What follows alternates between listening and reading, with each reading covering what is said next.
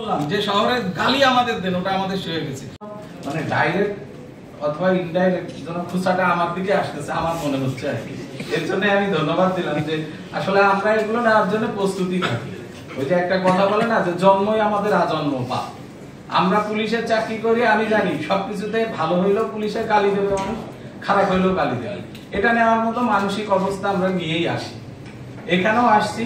তা আমি আরো আশা করছিলাম যে পুলিশে আপনারা আরো যত গালি দেবেন তার চেয়ে কমই দিচ্ছেন আমার মনে হচ্ছে।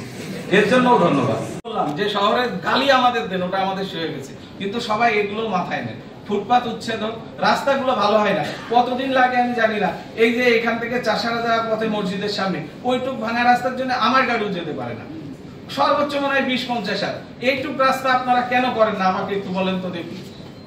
এই রাস্তাটুকু কেন করেন না? প্রয়োজন বোধে নারায়ণগঞ্জে এত কোটি কোটি লোক আছে শুনি, তাদেরও ডাকেন, যদি আপনাদের টাকার সংকট পরে সবাই কিছু দিক, ওই রাস্তাটুকু ভালো করেন।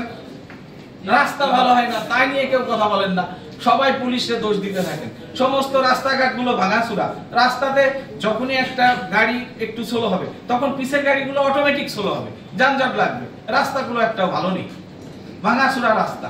যা হোক, কাউকে দোষ দিচ্ছি না।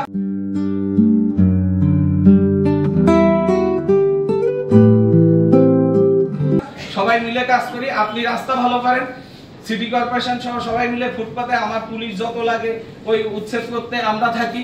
পাশাপাশি আমার ট্রাফিকিং যারা আছে আপনারাও পরিকল্পনা দেন যে এই পয়েন্টে ট্রাফিক দিলে ভালো হবে। আমি অবশ্যই সাধুবাদ জানাই সবাইকে, আমাদেরকেও দেন প্ল্যানটা। তখন আমার প্ল্যানিং যে সর্বোচ্চ হবে তেমন কিন্তু কথা নেই। আপনারা এখানকার জন্ম থেকে দেখতেছেন কোন জায়গায় জ্যাম লাগে, আপনারাও প্ল্যানটা আমাদের কাছে দেন, দেখে আমরা সবাই মিলে ডিসিশন নিই। ধন্যবাদ সবাইকে।